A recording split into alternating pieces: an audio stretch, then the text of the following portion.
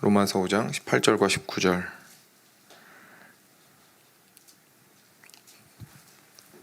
입니다. 신약 246페이지에 있습니다. 로마서 5장 18절과 19절 같이 한 목소리로 읽겠습니다. 같이 읽겠습니다. 그런즉 한 범죄로 많은 사람이 정죄에 이른 것 같이 한 의로운 행위로 말미암아 많은 사람이 의롭다 하심을 받아 생명에 이르렀느니라. 한 사람이 순종하지 아니함으로 많은 사람이 죄인 된 것 같이 한 사람이 순종하심으로 많은 사람이 의인이 되리라. 아멘. 네. 제 두 번째 시간입니다. 저희 계속해서 구원에 대해서 살펴보고 있습니다. 첫 번째 내용에서는 이제 어제였죠. 어제는 예수님께서 이 땅 가운데 오신 것이 얼마나 놀라운 일인지에 대해서 저희가 좀 생각을 해보았습니다.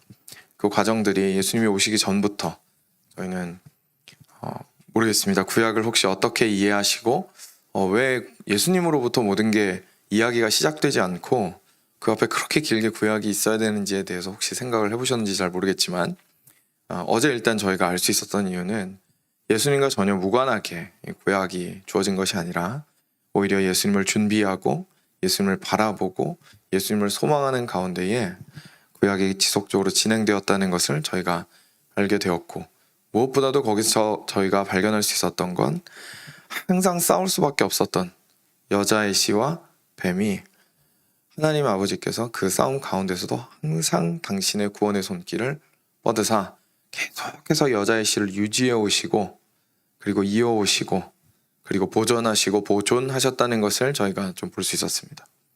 그래서 거기서 느껴지는 정말 인류 역사만큼이나 긴 하나님의 구원을 향한 열정, 그것을 저희가 생각해 볼 수 있었죠. 저의 인생 안에서도 충분히 놀랍게 역사하시는 하나님이셨지만 저희의 인생은 인류 역사에 비하면 정말 한 점에 불과한데 그 시작부터 시작하여 구원하고자 하는 그 강한 열망과 사랑을 단 한순간도 놓치신 적이 없으시고 그리고 단 한순간도 실패한 적이 없으시고 그 일을 끝까지 이루어 오신 것들을 저희가 좀 볼 수 있었습니다. 그리고 그 끝에 드디어 예수 그리스도께서 이 땅 가운데 오셨습니다. 그래서 우리가 예수님에 대해서 오늘과 내일과 그리고 오늘 저녁에 같이 한번 좀 생각을 해볼 텐데요. 예수님에 대해서 이제 많이 들었습니다. 그렇죠? 많이 들었고 많이 알고 있습니다. 그리고 저희가 그리스도인이라는 이름을 가지고 있고 여러 차례 말씀드린 적 있지만 예전에 기독교라는 이름도 사실 이제 한자어라서 잘 모르시는 분들도 있더라고요. 근데 이거 자체가 기독이 크라이스트를 한자로 쓴 거기 때문에 그래서 기독교도 결국 영어 Christianity, 예수님을 믿는 사람들이라는 말에서 나온 겁니다. 우리 이름이에요. 우리 이름에 각인되어 있습니다. 그래서 우리 예수님에 대해서 많이 들었습니다. 근데 정말 예수님에 대해서 우리가 잘 알고 있느냐 하면 좀 다시 한번 돌이켜 볼 필요가 있겠죠. 물론 잘 알고 있으실 수도 있습니다. 그것은 정말 큰 복이고 잘 하신 것이고 이제까지 잘 배우신 것일 겁니다. 근데 혹시나 예수 그리스도에 대해서 잘 모르시거나 또는 예수님을 믿어야 내가 천국 간다는 사실은 내가 굳게 붙들고 있고 믿고 있지만 근데 그래서 그게 어쨌다는 건지는 잘 모르겠다는 상황이라면, 그렇죠? 그러니까 예수님이 구체적으로 나를 위해서 무슨 일을 행해 주신 것이고 내가 믿는다라는 게 도대체 예수님의 뭘 믿는 거고 그리고 믿었을 때 그래서 실제로 나한테 일어나는 일이 도대체 뭐고 라는 것에 대해서 정확하게 이해가 혹시나 없으시거나 아니면 어렴풋이만 알고 계시다면 저희가 그것들을 계속해서 알아가는 시간이 좀 되기를 원합니다. 이걸 아는 게 굉장히 중요합니다. 왜냐하면 저희가 누군가에게 감사하고 누군가의 이름을 높이고자 할 때에도 그 사람이 행한 행적들을 당연히 기억하면서 그것을 감사하고 그것을 높입니다. 무작정 그 사람이 옆에 있으면 기분 좋다고 해서 그 사람을 높이지 않습니다. 물론 그런 일이 있죠. 근데 그리고 나서 뒤에 가서 그 사람을 알기 시작하면 저희가 내가 마음이 너무 빨리 앞섰구나 싶은 생각이 들 때가 있습니다. 그렇죠? 근데 그게 아니라 정말로 이 사람이 무슨 일을 행했고 정말로 얼마나 귀한 일을 했고 얼마나 놀라운 희생을 했으며 얼마나 아름다운 일들을 행했는지, 얼마나 위대한 일들을 행했는지를 기억하게 되면 옆에서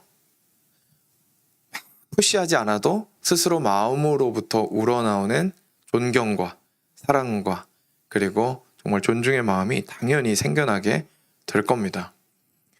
우리 자녀들에게도 마찬가지겠죠. 그렇게 우리 예수님을 보여줄 수 있는 우리들이 되어야 할 겁니다.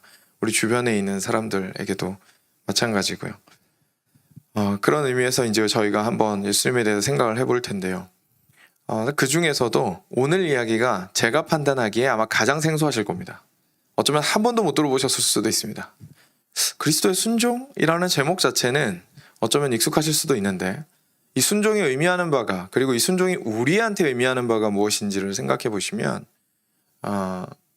어쩌면 긴 시간 들어오셨지만 처음 들으실 수도 있습니다. 아니면 좋겠다는 생각을 저는 하고 있고요.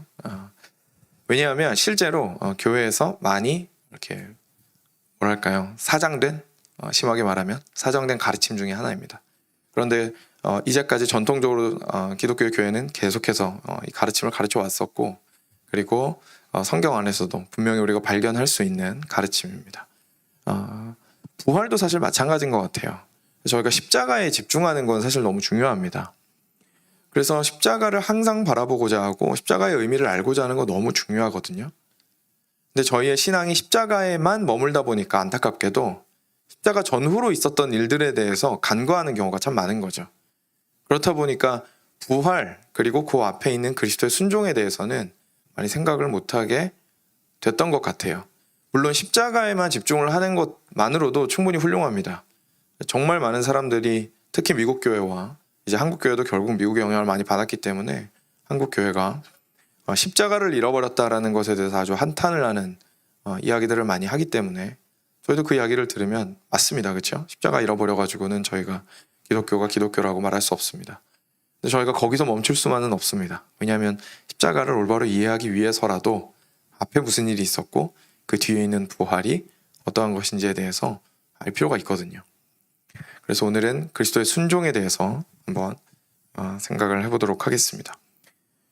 그래서 그것을 좀 살펴보기 위해서 얼른 본문으로 들어오겠습니다. 5장 본문인데 5장 본문은 사실 말 자체를 이해하는 건 그렇게 어렵지 않습니다. 근데 이제 구체적으로 이 말하는 바가 의미하는 바가 무엇인지를 이해하는 데 조금 도움이 필요할 수 있겠죠. 18절과 19절 저희가 다시 한번 천천히 같이 한번 읽어보겠습니다. 그런즉 한 범죄로 많은 사람이 정죄에 이른 것 같이 한 의로운 행위로 말미암아 많은 사람이 의롭다 하심을 받아 생명에 이르렀느니라. 한 사람이 순종하지 아니함으로 많은 사람이 죄인 된 것 같이 한 사람이 순종하심으로 많은 사람이 의인이 되리라. 아멘. 네. 보시면 저희가 있는 그대로 일단 보겠습니다. 여기 이렇게 나옵니다. 그런즉 한 범죄로 한 사람이 범죄를 저질렀어요. 근데 많은 사람이 정죄에 이르렀습니다. 한 사람이 죄를 지었는데 그 죄의 형벌이 많은 사람에게 주어졌습니다. 근데 그것처럼 한 의로운 행위로 말미암아 그러니까 범죄랑은 반대되는 거죠. 한 의로운 행위로 말미암아 똑같이 많은 사람이 의롭다 하심을 얻고 생명에 이르게 되었습니다. 그 생명에 이르게 되었다라는 것은 앞에 죽음에 이르게 되었다라는 표현은 없지만 그 뒤에 생명에 이르게 되었다라는 말이 있기 때문에 상응하면서 그 앞에서 정죄받았다라는 것은 결국 죽음에 이르게 되었다고 저희가 이해할 수 있을 겁니다. 그렇죠? 그래서 정리해보면 한 사람이 죄를 지었어요.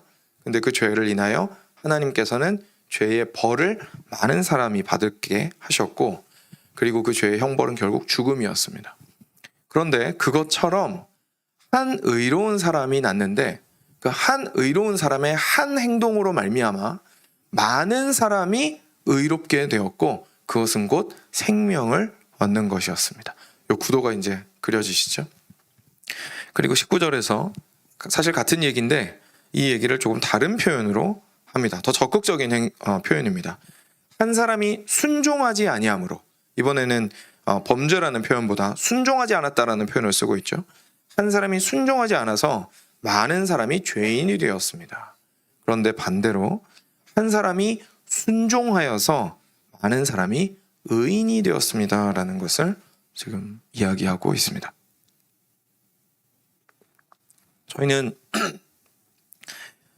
저희는 이게 누군지 사실 잘 알고 있습니다. 그렇죠? 바로 읽으면 바로 답이 금방 나옵니다. 그런데 성경 자체에서도 바울도 이걸 뭐 일부러 숨기려고 이렇게 표현한 게 아니라 앞부분에 보면 명확하게 이야기를 하고 있습니다. 사실 로마서 5장 전체가 이 이야기를 하고 있는 장이거든요. 그래서 이 아담과 예수님을 연결하면서 생각하기에 아주 중요한 장인데, 제가 12절부터 앞부분에 있는데 12절부터 15절까지를 같이 한번 읽도록 하겠습니다. 뭐 4절이니까 교독할까요? 제가 한 절 읽고 여러분 한 절 읽어주시기 바랍니다. 12절부터 15절입니다. 그러므로 한 사람으로 말미암아 죄가 세상에 들어오고 죄로 말미암아 사망이 들어왔나니 이와 같이 모든 사람이 죄를 지었으므로 사망이 모든 사람에게 이르렀느니라.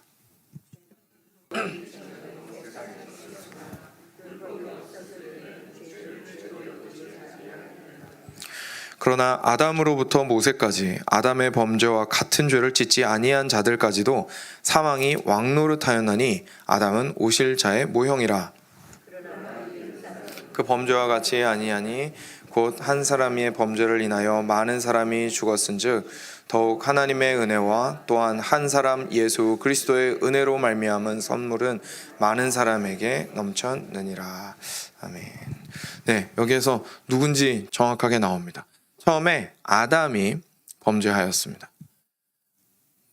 제가 질문할 수 있어요. 하와가 먼저 하지 않았나요? 그죠? 하와가 먼저 했는데 왜 갑자기 아담이라고 나올까요? 예, 아담의 대표성 때문에 그렇습니다. 아담이 첫사람이고 분명히 가족에게서도 그 가족 안에서도 하나님께서 머리로 세우신 자였기 때문에 그 대표성 때문에 아담이 현재 여기에서 인류의 대표로서 그 죄를 지었다고 표현이 되고 있죠. 그래서 아담이 먼저 죄를 지었습니다. 그러다 보니까 아담 이후에 계속 이어지는 세대들에게 그 죄가 전가되게 됩니다. 이어지게 됩니다. 그래서 결국은 사망하게 되죠.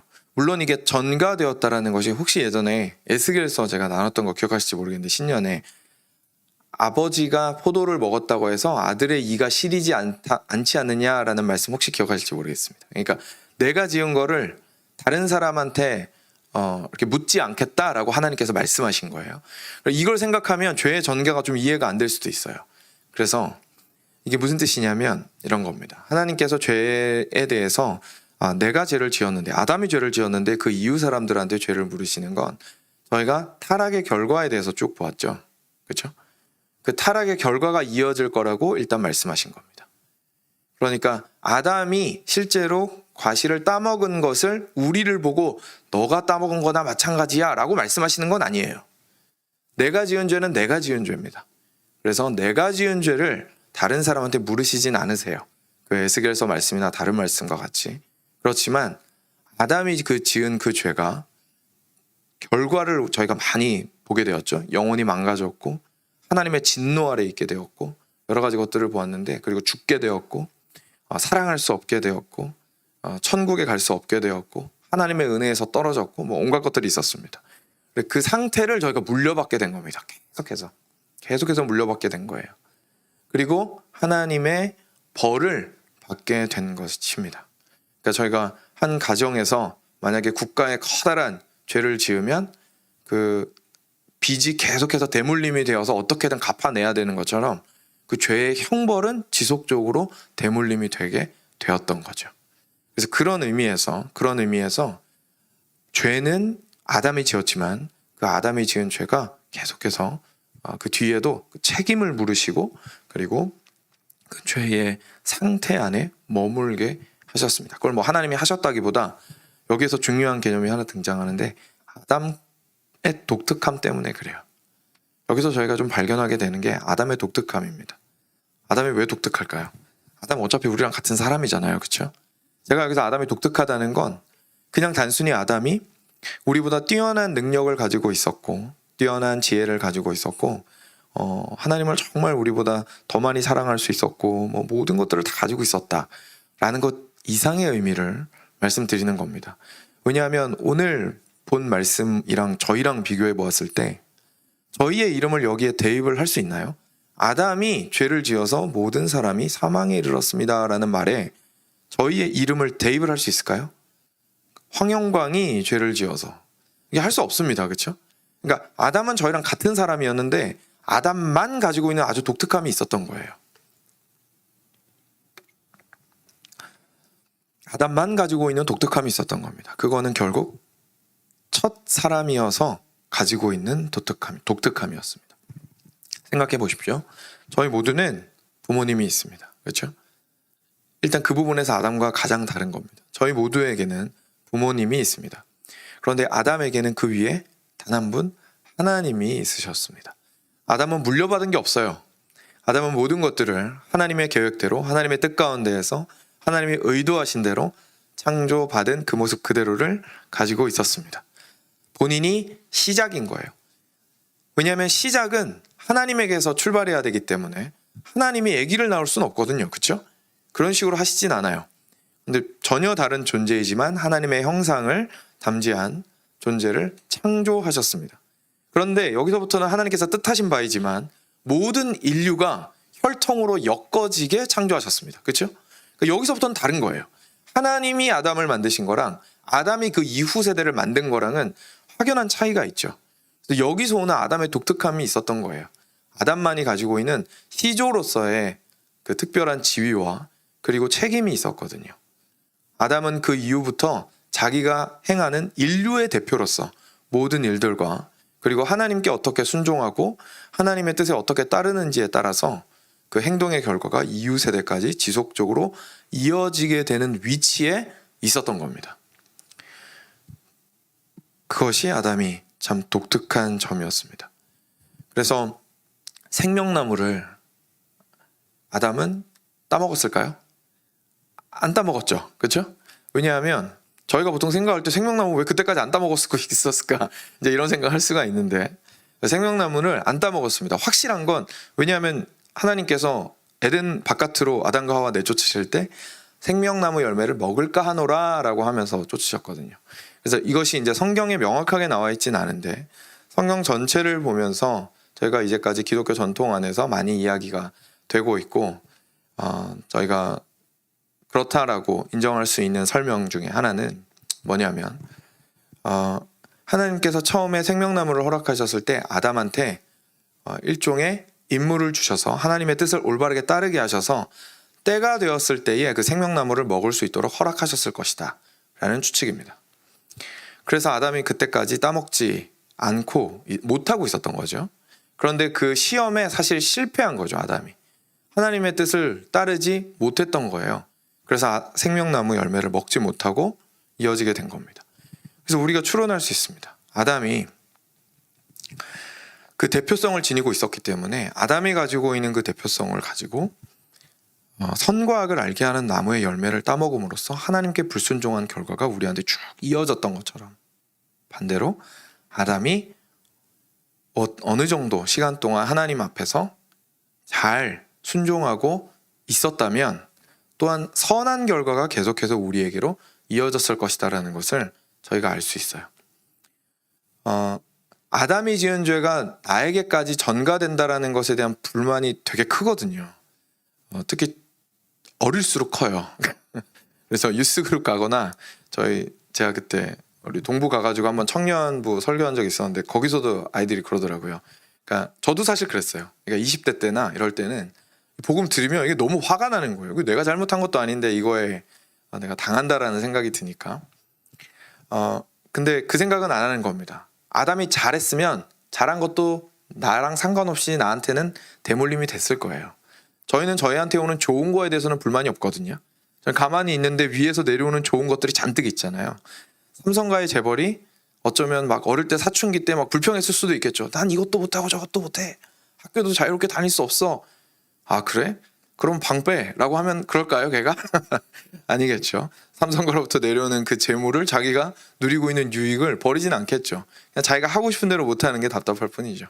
그것처럼 저희도 안 좋은 것이 이어지는 것에 대해서는 막 분노하는데 좋은 게 이어지는 건 되게 당연하게 생각합니다.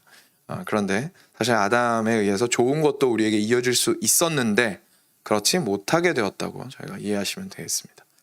왜 이렇게 아담에 대해서 길게 설명했을까요? 왜냐하면 예수님이 두 번째 아담이라는 사실을 오늘 말씀을 통해서 보게 되기 때문에 그렇습니다. 아담에 대해서 정확하게 이렇게 이해가 되어야 예수님께서 무슨 위치로 이 땅 가운데 오셨다라는 것이 이해가 되기 시작합니다. 그리고 나면 오늘 말씀의 주제인 그리스도의 순종이 어떠한 의미인지를 더 깊이 이해하게 됩니다. 아담이 그렇게 죄를 지어서 모든 사람에게 죄의 형벌과 그리고 죄의 상태가 이어지게 되었습니다. 그렇다 보니까 우리 각자는 자기 자신이 또 알아서 또 죄를 짓는 거예요. 그렇죠? 이게 점입가경이 된 겁니다. 이 점입가경이 따로 없는 거예요.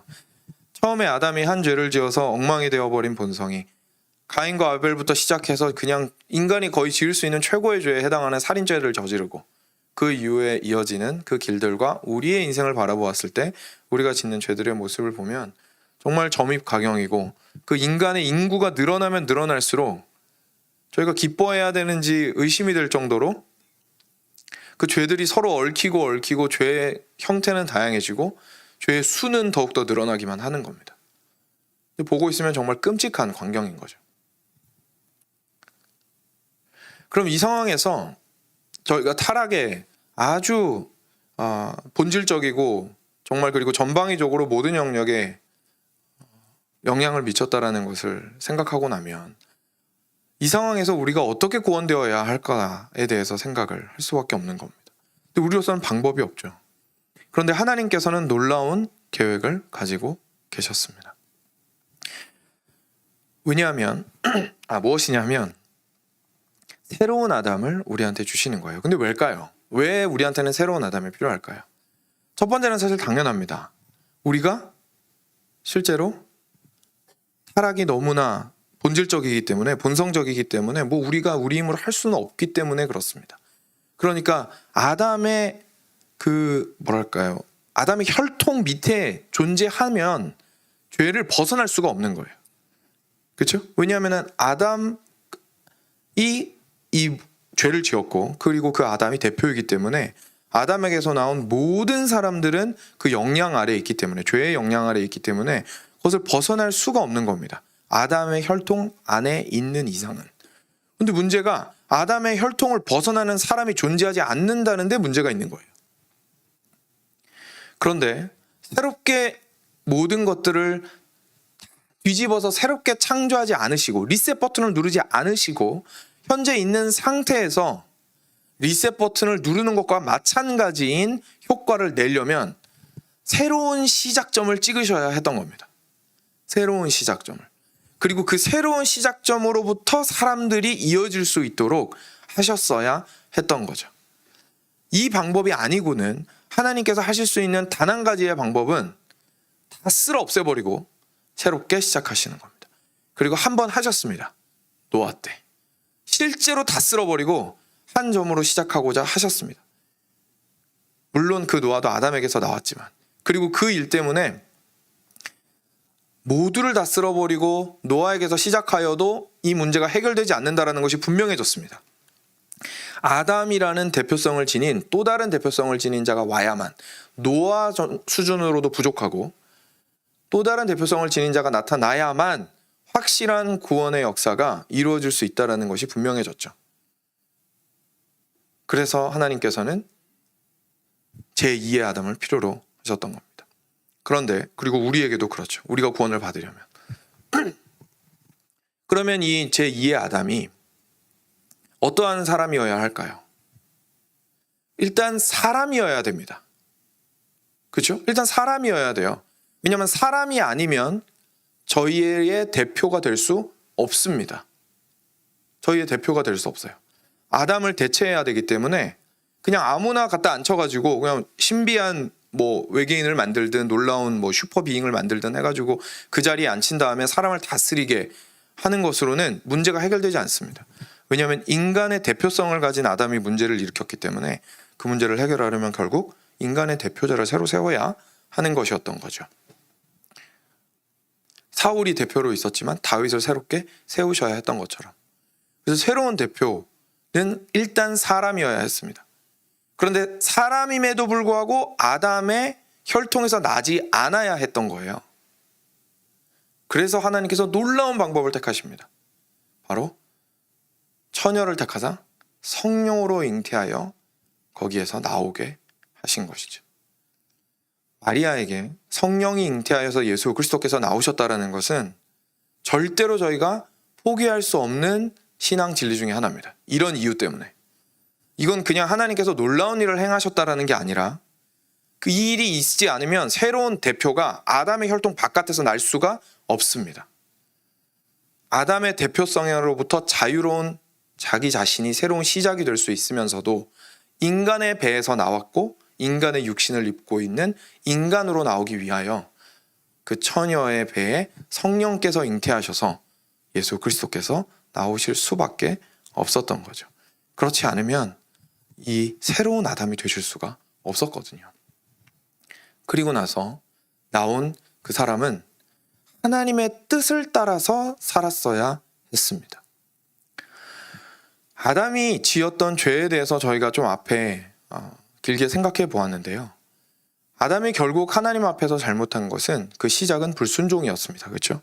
그리고 오늘 방금 본문에서 본 것처럼 하나님의 말씀에 순종하지 아니하였기 때문에 그 순종하지 않은 것으로 모든 죄의 결과들을 받을 수밖에 없었어요. 그랬는데 그 죄의 결과로 모든 것들을 받을 수밖에 없었는데, 그럼 문제는 이 죄를 해결을 해야 하는 겁니다. 근데 우리 생각으로는 저희가 살아가는데 불편함이 있으면 저희는 보통 어떻게 합니까? 법을 개정합니다. 그렇죠? 그게 저희가 살아가는 방법이에요. 대부분의 경우에 살다가 이게 좀 몸이 불편하면 법을 개정합니다. 그리고 실제로 그건 맞는 겁니다. 무법하게 행하는 것보다 100배 낫죠. 그렇죠? 법을 정당하게 개정을 한 다음에 그 법에 맞게 사는 게 맞습니다. 왜냐하면 우리는 불완전한 법을 가지고 불완전한 인생들이 살아가기 때문에 그렇죠. 근데 하나님의 법은 완전했어요. 그러니까 하나님께서 우리를 구원하시려고, 우리를 의롭다고 하시려고 처음에 만드셨던 법을 갈아엎으시면 될까요? 안 될까요? 안 되는 거예요. 왜냐하면 하나님께서 처음에 만드셨던 법을 갈아엎으시면 하나님께서 선하시지 않다라는 뜻밖에 안 됩니다. 그러니까 하나님의 법은 그대로 유지가 되어야 돼요. 그러니까 새롭게 시작된 두 번째 아담이 인생을 어떻게 살아야 되냐면 변함이 없는 아담한테 주어졌던 그 법 그대로를 있는 그대로를 살아낼 수 있는 사람이어야 되었던 거죠. 그래서 하나님께서 아담과 하와에게 말씀하셨던 너의 옳고 그름이 아니라 나의 옳고 그름을 따라서 살아가는 자의 인생을 살아가거라 라는 그 명령에 온전하게 순종할 수 있는 아담이 필요했던 겁니다. 그리고 그 아담이 그 모든 시험을 이겨냈을 때에 하나님 아버지께서 주시는 생명의 열매를 받게 되었을 때에 거기에 뒤에 따라붙는 모든 후손들은 놀라운 은혜들을 받아 누릴 수 있도록 이것이 이루어질 수 있게 되는 거죠. 근데 그 일이 있으려면 이 사람은 단순히 새로운 시작이어서만은 안 되고 죄가 없는 자여야 했습니다. 그래서 하나님께서는 결정하십니다. 내가 직접 내려가야겠다. 단순하게 어떤 새로운 존재를 창조하신 것이 아니라 내가 직접 내려가야겠다. 그리고 그것이 무엇을 의미하더라도요. 죽기까지 순종하는 것을 의미하더라도.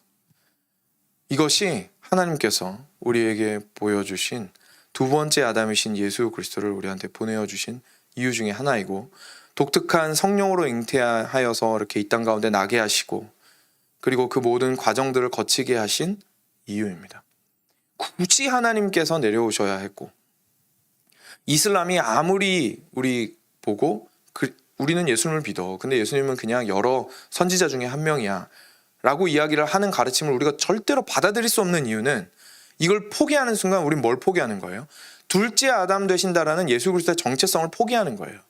근데 그 정체성이 포기되는 순간 첫 번째 아담이 일으켰던 문제를 해결할 수가 없는 겁니다. 저희는 그냥 원점으로 복귀되는 거예요. 저희가 가지고 있는 신앙이 단지 성경이 말하고 있기 때문에 우기는 게 아닙니다. 이 길이 아니고는 다른 길이 없기 때문에 저희가 이걸 그렇게 붙드는 거죠.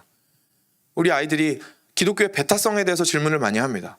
기독교의 배타성은 기독교가 무조건 진리니까 그래 라는 말보다는 저는 여기에 더 진리가 있다고 믿습니다. 우리가 문제를 첫 번째 아담의 문제라고 믿고 있기 때문에 두 번째 아담을 통해서만 문제가 해결이 되는 거예요. 저도 다 포용하고 싶어요. 저도 다 맞다고 얘기하고 싶습니다. 저도 너의 길도 옳고 너의 길도 옳고 우리 다 같이 친하게 지내자라고 말하고 싶어요. 이게 얼마나 좋아요. 보기도 좋고 아름답고 사람들한테 욕 안 먹어도 되고 예수님 믿기도 편하고. 그런데 이 길을 통해서만 우리가 얻고 있는 이 타락의 문제를 가지고 있는 타락의 문제를 해결할 수 있기 때문에 길이 이거밖에 없는데 뭐 어떡합니까? 그래서 하나님께서 은혜를 주셔서 먼저 이것을 보게 하시고 믿게 하신 우리들은 이분을 붙들 수밖에 없는 것이죠. 이것은 기독교의 배타성이라기보다는 이 길밖에 없기 때문에 저희가 이 길을 가고자 하는 게 된 겁니다. 여기에서 저는 우리 모두가 꼭 바라보아야 하는 점이 있다고 생각합니다. 사랑하는 여러분, 이제까지 어제부터 시작하여서 하나님의 놀라운 구원의 열심을 통하여서 예수 그리스도께서 탄생하기에 이르기까지 이어오셨던 그 놀라운 여정을 하나하나 말씀을 읽어가며 깨달으면 깨달을수록 갈수록 더 놀라워할 수밖에 없는데, 예수 그리스도의 탄생으로 말미암아 그 클라이막스로 이것이 오르게 되는 것을 저희가 보게 되는 겁니다. 그래서 사도 바울이 이야기했던 것처럼 정말 로마서에서 11장 33절에서 깊도다 하나님의 지혜와 지식의 풍성하며 라고 찬양할 수밖에 없게 되는 거죠. 깊도다 하나님의 지혜와 지식의 풍성하며. 세상에 누가 두 번째 시작을 할 수 있으리라고 생각했겠습니까? 저희는 저희가 만드는 작은 계획도 그 안에서 수정할 수가 없어서 갈아엎는 것을 수십 번을 하곤 합니다. 하나님께서는 당신께서 만드신 이 창조 세계를 완전히 쓸어버리지 않으시면서도 그 아름다움을 끝까지 붙드시고 당신의 선하심이 더 완전하여질 때까지 이루고자 하는 그 열심을 지속적으로 품고 계셨고, 우리 한 명 한 명을, 그리고 우리 한 명 한 명을 온전하게 되며 회복되는 그 날을 하나님께서 그 누구보다도 고대하시고 기대하시고 그 일을 위해서 일을 계속해서 추진하고 계시는 겁니다. 그런데 거기에 하나님의 그 놀라운 신적인 하나님에게서만 나올 수 있는 지혜가 찬란하게 펼쳐지게 된 거죠. 구약 전체에서 어느 한 구석에도 그것이 드러나지 않은 곳이 없을 뿐만 아니라 예수님을 보내시는 방법, 두 번째 아담을 세워야 하고 그 두 번째 아담이 온전히 세워져야 하기 때문에 아담의 혈통에서는 벗어나 있어야 하기 때문에 성령으로 잉태한다라는 역사상 본 적도 없는 방법을 통하여서 하나님께서는 당신의 아들을 보내어 주시고, 그리고 단순히 그냥 어떤 인간 한 명을 택하신 것이 아니라 당신 자신이 내가 죽어야만 이 세계가 회복되겠노라, 내가 죽어야만 내가 회복되겠노라, 너의 인생이 온전하여지리라 라고 말씀하시면서 이 땅 가운데로 오셨던 그 모습을 저희가 보게 된다면, 깊도다 하나님의 지혜와 지식의 풍성하며 라는 그 말이 정말 깊이 있게 다가오게 되는 겁니다.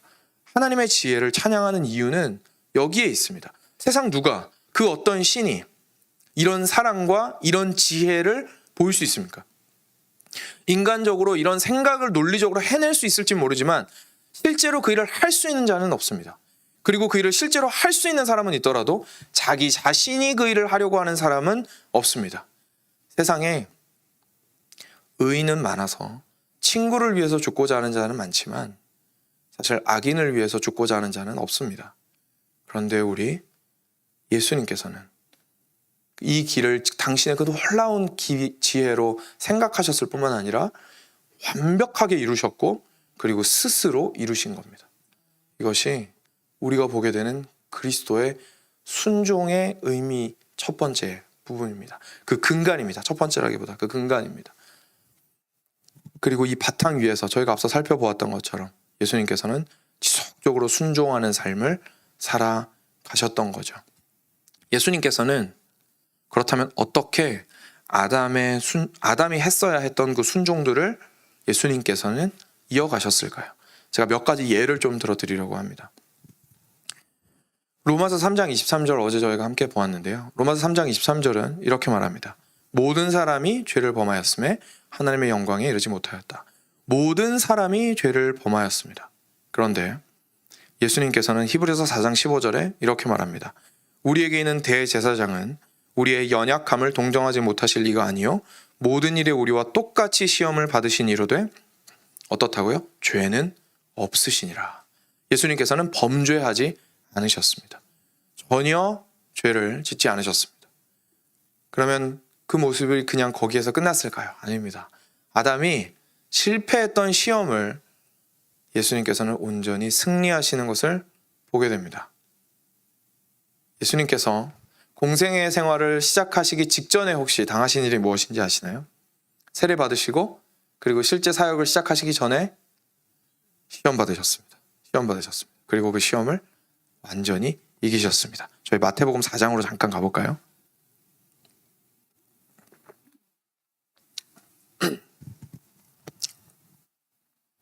세 가지 시험을 받으셨는데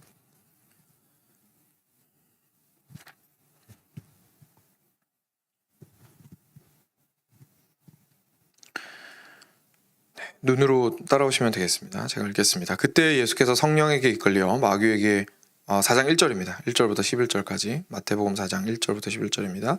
그때 예수께서 성령에게 이끌려 마귀에게 시험을 받으러 광야로 가사 40일을 밤낮으로 금식하신 후에 줄이신지라. 시험하는 자가 첫 번째입니다. 예수께 나와 이르되 네가 만일 하나님의 아들이여든 명하여 이 돌들로 떡덩이가 되게 하라. 예수께서 대답하여 이르시되 기록되었으되 사람이 떡으로만 살 것이 아니요 하나님의 입으로부터 나오는 모든 말씀으로 살 것이라 하였느니라 하시니. 첫 번째 시험입니다.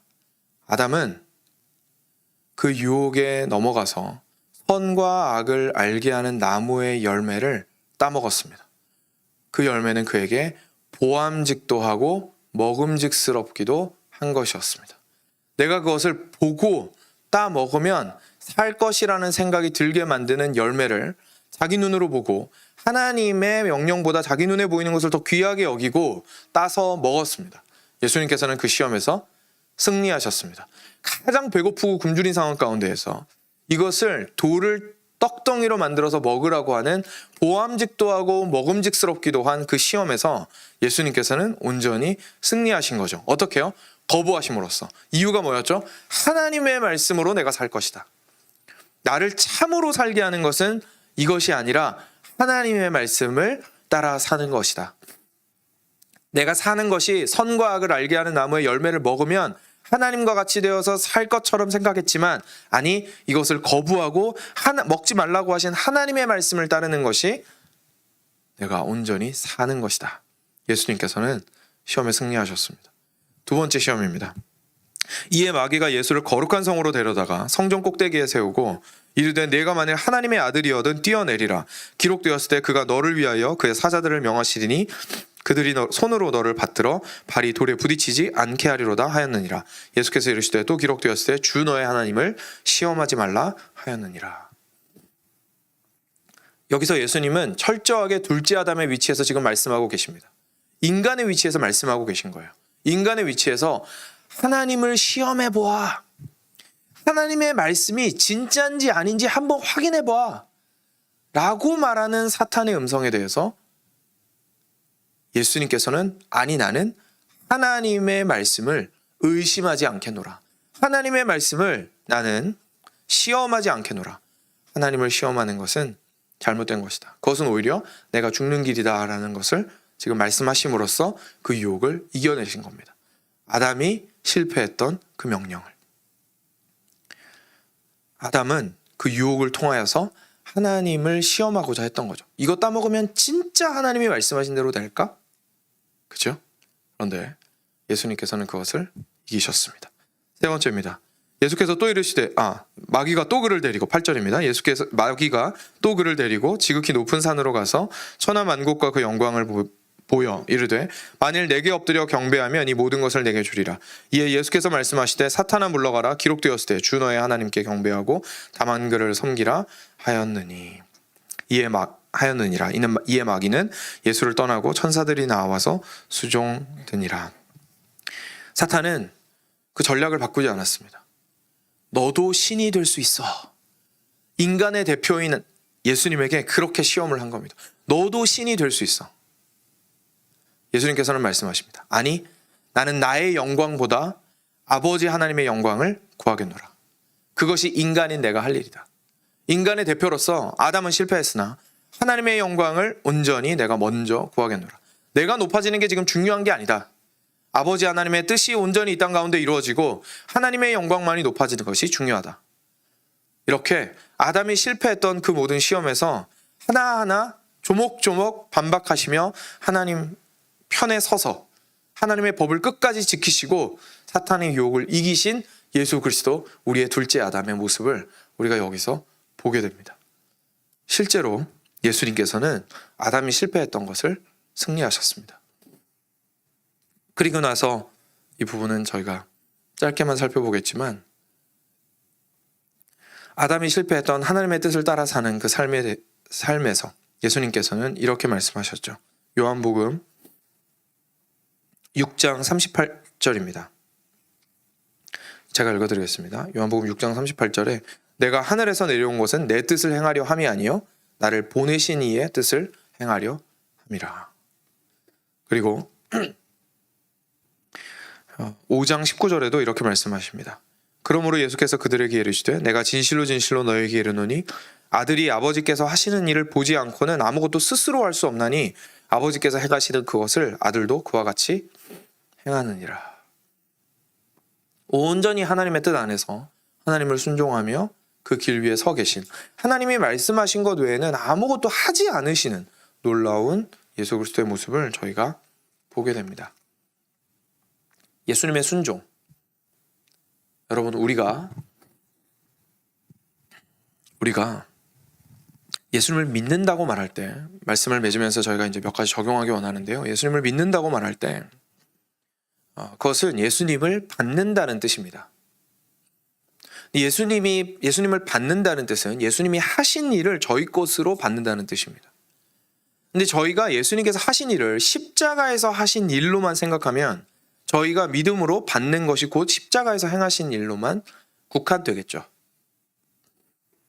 그런데 오늘 말씀을 통해서 저희가 깨닫게 됩니다. 예수님께서 이 땅 가운데 오셨던 것은 둘째 아담으로 오셨던 것이고, 둘째 아담으로 오셨다면 하나님의 그 뜻을 온전히 순종하면서 살아가는 그것 또한 예수님의 아주 중요한 임무셨던 겁니다. 그리고 우리가 예수 그리스도를 받는다는 것은 예수님께서 순종하신 그 모든 것들을 함께 받는다는 것을 의미합니다. 이 부분이 굉장히 생소할 거라고 처음에 말씀을 드린 겁니다. 사실 예수님께서 죽으신 죽음을 받는다는 생각은 해보았지만 예수님의 삶은 받는다는 생각은 저희가 못할 가능성이 굉장히 높거든요. 예수님께서 순종하셨습니다. 그리고 모든 것을 얻으셨습니다. 무엇으로서요? 인류의 대표로서. 그래서 저희가 해야 되는 일은 뭡니까? 믿음으로 접붙여지는 겁니다. 혈통으로부터 첫 번째 아담에게 그 뒷사람들이 다 갖다 붙었던 것처럼 이제 우리는 예수 그리스도께 붙어야 되는데 그 붙는 과정이 믿음으로 이루어지는 겁니다. 갈라디아서에 나오는 내용인데 죄송합니다. 믿음으로 계속해서 혈통 대신에 이제는 믿음으로 말미암아 예수께 붙게 되는 겁니다. 그러면 새로운 아담에게서 흘러나오는 하나님 앞에서 이 첫 번째 아담이 얻은 모든 의가, 그 순종의 결과가, 순종으로 얻게 된 하나님으로부터 오는 축복이, 모든 공급하심이, 모든 은혜와 자비와 긍휼이 우리에게로 자연스럽게 흘러가게 되기 시작하는 것이죠. 그것이 우리가 예수 그리스도를 그렇게 끝까지 붙잡아야 하는 이유인 겁니다. 단순히 우리가 죄를 용서받아서 천국 가기 위해서가 아니라 하나님 앞에서 온전히 순종하는 사람이 되기 위해서. 우리는 여러 가지 이유로 일하면서 살아갑니다. 여러 가지 이유로 순종하며 살아갑니다. 그런데 대부분의 경우에 우리는 사람의 인정을 받기 위하여, 자기의 만족을 얻기 위하여, 심지어 하나님을 믿는 사람도 하나님의 인정과 하나님 안에 있는 것들, 축복들을 받기 위하여 저희가 일을 하고 순종하고자 하고 하나님의 뜻을 따르고자 합니다. 근데 오늘 이 사실을 알게 되면 저희는 깨닫게 된 거죠. 예수님께서 이미 순종하심으로 그 모든 것들을 다 얻으셨구나. 근데 인류의 대표시구나. 내가 믿음으로 예수께 붙어있다라는 것은 예수님께서 이 땅 가운데서 행하시며 하나님을 통하여서 얻으셨던 모든 복들과 아담이 얻지 못하였던, 시험에서 실패하였기 때문에 모두 실패하였던 그것들을 모두 다 회복하신 그 결과를 이미 얻으신 것이구나라는 것을 깨닫게 됩니다. 그리고 나서 믿음 안에서 저희가 저희의 인생을 살아나갈 때 저희의 인생에서 해야 하는 수고는 동일하고 받아야 하는 고통들도 여전할 것이고 주님의 뜻을 따르는 것이 쉽지 않은 것은 여전하겠지만 이제는 그 결과에 크게 함께 연연하지 않을 수 있게 됩니다. 나는 애써서 주님을 사랑하려고 할 겁니다. 주님의 은혜가 너무나 크고 그 안에서 주어지는 은혜가 그 어느 때보다 크기 때문이죠. 그런데 오늘 또 죄 때문에 넘어집니다. 그런데 저희는 다시 일어날 수 있고 절망하지 않을 수 있습니다. 다시 주님 앞으로 나올 수 있습니다. 왜냐하면 실제로 내가 그 행위를 통해서 얻고자 하는 것, 하나님의 의, 하나님의 칭찬, 하나님의 인정을 이미 얻었기 때문에 그렇습니다.